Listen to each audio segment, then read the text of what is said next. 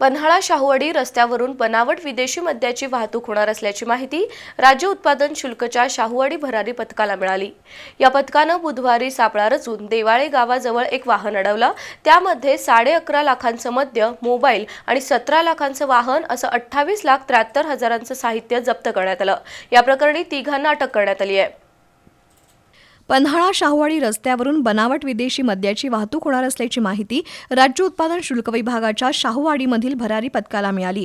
या पथकाचे निरीक्षक के.बी. बिरादार यांनी बुधवारी देवाळे इथं सापळा लावला। मिळालेल्या वर्णनाची एक कार या पथकानं रोखली। त्या गाडीची तपासणी केल्यानंतर त्यामध्ये बनावट दारूचा साठा सापडला।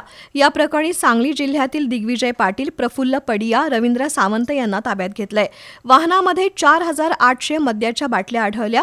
तसंच 4 मोबाईल, 11,40,000 रुपयांचं मद्य, 17 लाखाचं वाहन असं एकूण 28,73,000 रुपयांचं साहित्य जप्त करण्यात आलंय। ही कारवाई सहाय्यक दुय्यम निरीक्षक S R. Thombare, K M. Patil, A A. Karande, जवान J R. Shingare, M D. Patil, M B. Pawar यांनी केली।